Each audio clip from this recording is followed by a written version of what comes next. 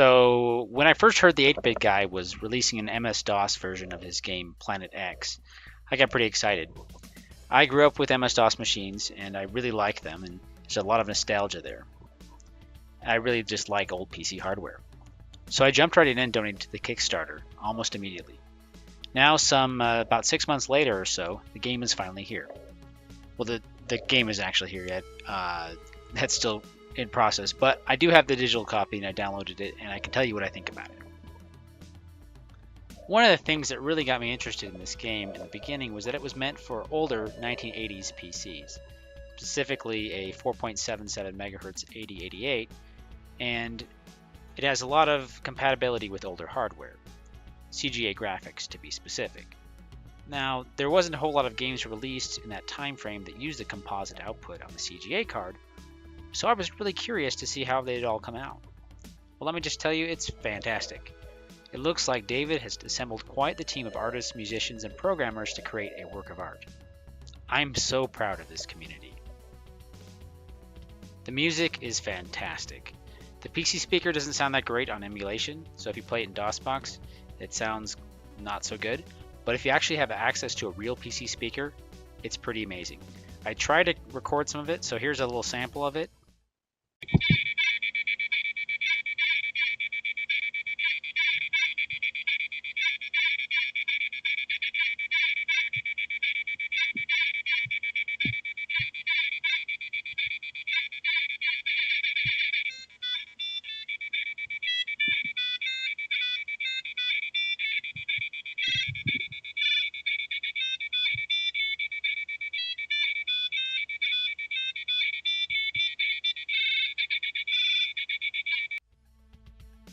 Now I don't know how that came out in the recording, but to me it sounds great in my room off my computer. So you can just trust me. The PC speaker sounds really good in person.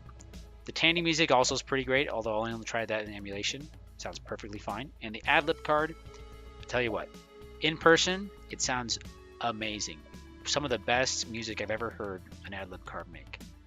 On emulation, it's okay, it's pretty good. But in person, you really need to listen to it in person on real hardware to really get the effect.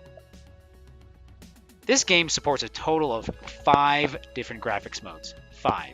CGA 4-color, CGA 2-color, CGA Composite, 16-color, and 16-color Tandy mode, along with VGA and MCGA. It's kind of odd that they left out EGA, which was my personal favorite, but I guess EGA was just so much more different to program for that they didn't decided it wasn't worth doing. So I can respect that. Also, Hercules was left out, but you can probably get around that using a CGA emulator program for Hercules computers, which I've seen people do before. Now, one interesting thing about the CGA mode is that you could actually pick the palette. So in the 4-color mode, there's 4 different palettes to pick from.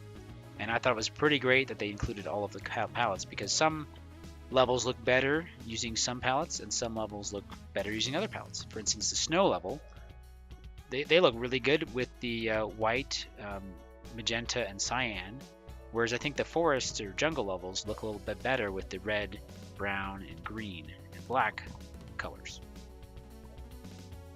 Now let me give you a rundown real quick of the gameplay. Let me tell you what I think about it.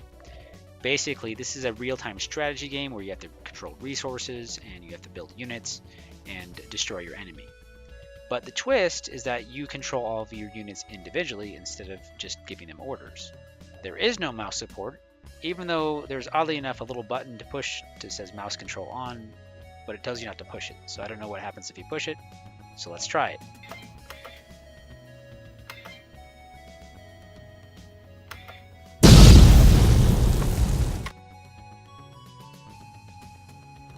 I'm just going to assume that during development, they decided the mouse controls didn't really make sense, so they took it out. But all kidding aside, I think this game works fine with the keyboard. This follows the 2 other games in the series, Planet X and Planet X2, both for Commodore machines. Are you keeping up with the Commodore? 'Cause the Commodore is keeping up with you. You control the Human Expeditionary Force and fight off the Protoids for control of Planet X3, which doesn't have a name yet. You know, it's not the most original plot, but you know, it works for this. You control a builder that builds things. And then you collect resources, minerals, gas, and energy. You get energy from solar panels, and you get gas from volcanoes, and you get minerals from collecting rocks and gems and things. You can also build a few different offensive units, the tank, the heavy tank, and the frigate. The frigate can only be built on water. You explore the map until you find the enemy, and then you destroy them with your own strategy. You can use your tanks, heavy tanks, or even missiles to nuke them from far away. Now, some people might compare this to Command & Conquer or StarCraft or Warcraft or something like that, and it's not quite like those games. In those games, well, you do have units and you do have collect resources. In those games, you tell your units what to do and they just kind of do it. In this game, you kind of have to do it all yourself, which is kind of adds an interesting twist to it. You can't just leave your troops there standing there. They'll die. So you have to go make sure you take care of them and make sure you monitor all your troops all at once. So if you backed the Kickstarter, you can get a bunch of different stuff in the box. You'd get 2 copies of the game, one on 720K floppy and another on 360K floppy, a user manual, and a cassette with the music from the game. Speaking of the music, Anders Jensen and a few other people did a really amazing job on the music. I can't tell you enough how great this music sounds.